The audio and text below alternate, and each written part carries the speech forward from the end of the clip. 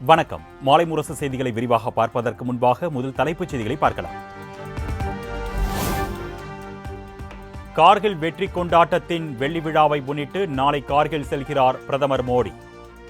ஷின்குண்ட்லா சுரங்கப்பாதை திட்டத்தை காணொலி காட்சி வாயிலாக திறந்து வைக்க இருப்பதாக தகவல்.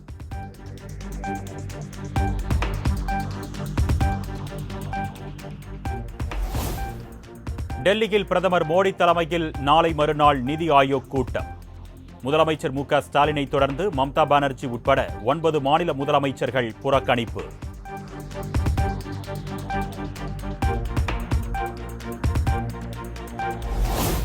டெல்லியில் உள்ள ராஜேந்திர பிரசாத் வித்யாலயா பள்ளியில் மாணவர்களுக்கு வகுப்பெடுத்தார் குடியரசுத் தலைவர் திரௌபதி முர்மு.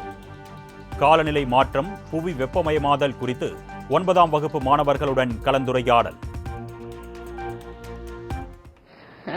परेशान है, उसके बारे में आपको पता है क्या? सबसे वेरी गुड, बहुत अच्छा, सब ने बहुत अच्छा दिए आंसर दिए कि ग्लोबल वक्त मिला.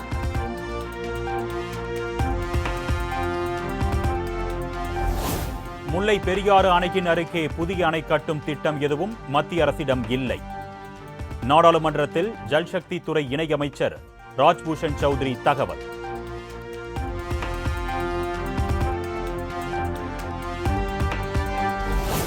வருகின்ற 31ஆம் தேதி ஆளுநர் சி.பி. ராதாகிருஷ்ணன் உரையுடன் கூடுகிறது புதுச்சேரி பட்ஜெட் கூட்டத்தொடர். ஆகஸ்ட் 2ஆம் தேதி முதலமைச்சர் ரங்கசாமி பட்ஜெட் தாக்கல் செய்வார் என்றும் சபாநாயகர் செல்வம் பேட்டி.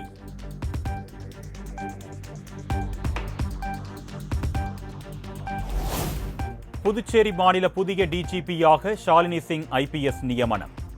வருகின்ற 1ஆம் தேதியுடன் டிஜிபி ஸ்ரீனிவாஸ் ஓய்வு பெறவுள்ள நிலையில் மத்திய உள்துறை அமைச்சகம் உத்தரவு.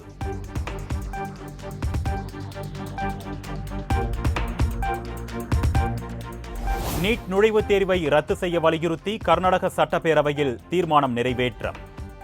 தமிழ்நாடு, மேற்கு வங்கத்தை தொடர்ந்து கர்நாடகாவிலும் நீட் தேர்வுக்கு எதிராக தீர்மானம்.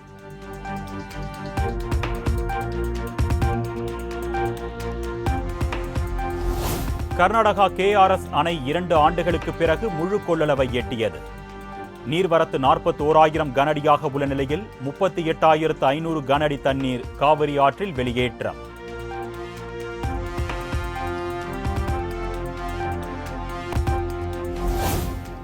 முதலமைச்சர் மு.க.ஸ்டாலினுடன் ஐக்கிய அரபு அமீரகத்தின் வர்த்தகத்துறை அமைச்சர் அப்துல்லா பின் தௌக் சந்திப்பு.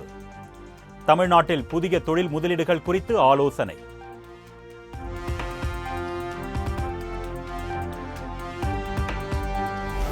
தமிழ் புதல்வன் திட்டத்திற்கு 401 கோடி ரூபாய் நிதி ஒதுக்கீடு செய்து அரசாணை. பயனாளிகளுக்கான வழிகாட்டு நெறிமுறைகளையும் வெளியிட்டு விண்ணப்பிக்க அழைப்பு.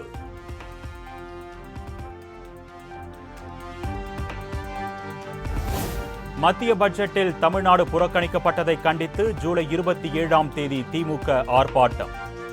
அனைத்து மாவட்ட தலைநகரங்களிலும் நடைபெறும் என்று அக்கட்சி தலைமை அறிவிப்பு.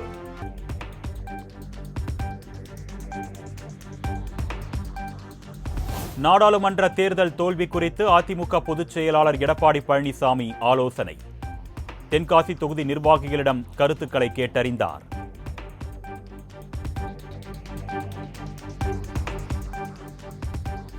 தமிழ்நாடு முழுவதும் மின்கட்டண உயர்வை கண்டித்து தேமுதிகவினர் ஆர்ப்பாட்டம். மின்கட்டண உயர்வை உடனடியாக திரும்ப பெற வேண்டும் என்று வலியுறுத்தல்.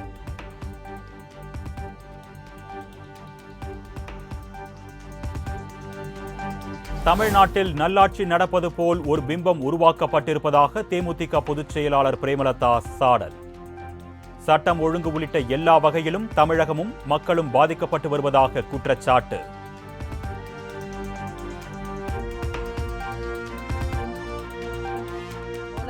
இன்னைக்கு ஒரு பிம்பத்தை கிரியேட் பண்ணி அவர் பொய்யா சொல்லிட்டு சுத்திக்கிட்டு இருக்காரு.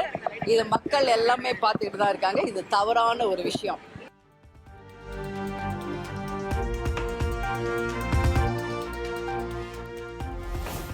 திமுக ஆட்சியில் பங்கு வகிப்பது குறித்து காங்கிரஸ் எம்பி கார்த்தி சிதம்பரம் பேசியது சர்ச்சையான விவகாரம். விசாரித்து அறிக்கை சமர்ப்பிக்க தமிழக பொறுப்பாளர் அஜய் குமாருக்கு காங்கிரஸ் மேலிடம் உத்தரவு.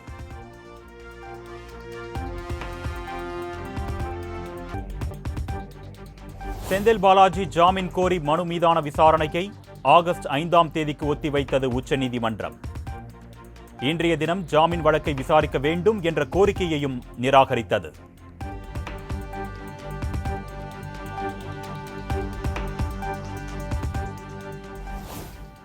கோடநாடு கொலை மற்றும் கொள்ளை வழக்கில் 4வது குற்றம் சாட்டப்பட்டுள்ள தீபு, 7வதாக குற்றம் சாட்டப்பட்டுள்ள உதயகுமார் விசாரணைக்கு ஆஜர். கோவை காவலர் பயிற்சி பள்ளி வளாகத்தில் இருவரிடமும் சிபிசிஐடி போலீசார் தீவிர விசாரணை.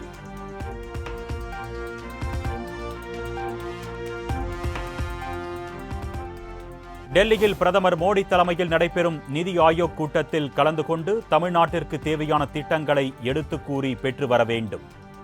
முதலமைச்சர் மு க ஸ்டாலினுக்கு ஓ பன்னீர்செல்வம் வலியுறுத்தல்.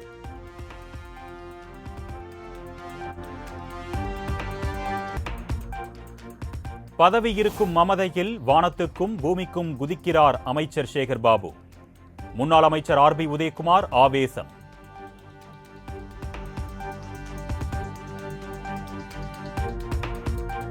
கேரளாவில் நிபா வைரஸ் பரவலால் போடிமெட்டு மற்றும் முந்தல் பகுதி கிராம மக்கள் அச்சம். எல்லை பகுதிகளில் மருத்துவ சோதனை மையம் அமைக்க வேண்டும் என்று கோரிக்கை.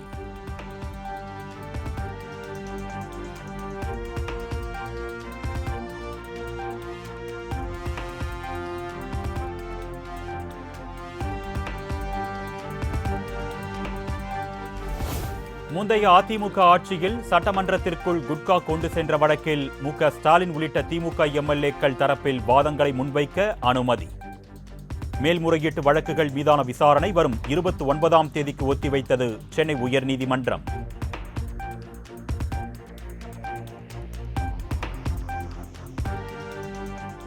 சென்னை உயர்நீதிமன்ற வளாகத்தை தூய்மையாக வைக்க மாநகராட்சி போதிய ஒத்துழைப்பு அளிக்கிறதா? நாளைக்குள் நிலை அறிக்கை தாக்கல் செய்ய உயர்நீதிமன்ற பதிவாளருக்கு பொறுப்பு தலைமை நீதிபதி அமர்வு உத்தரவு.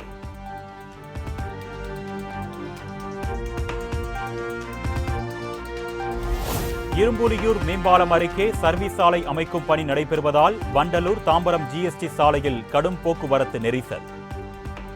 வாகனங்கள் ஆமை வேகத்தில் செல்வதால் வாகன ஓட்டிகள் அவதி.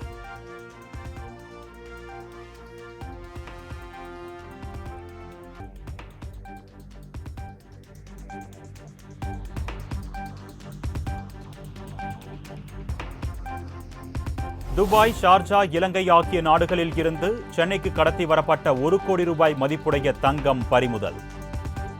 5 பயணிகளிடம் சுங்கத்துறை அதிகாரிகள் விசாரணை.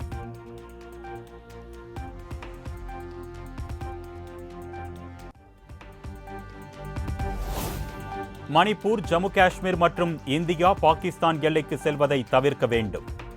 இந்தியாவுக்கு பயணம் மேற்கொள்ளும் அமெரிக்கர்களுக்கு அந்நாட்டு அரசு அறிவுறுத்தல்.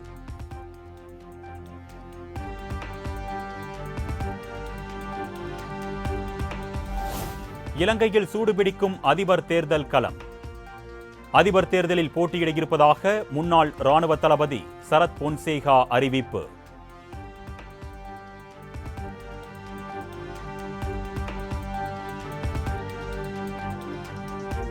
பாரிஸ் ஒலிம்பிக் தொடக்க விழா அணிவகுப்பில் இந்திய குழுவை வழிநடத்தி செல்ல இருப்பது மிகுந்த மகிழ்ச்சி. பேட்மிண்டன் வீராங்கனை பி.வி. சிந்து நெகிழ்ச்சி. Also with our fellow Indian Sharat Kamal. It's a proud moment for both of us, and of course it's a one-time opportunity for anyone to, be a flag bearer and obviously representing our country.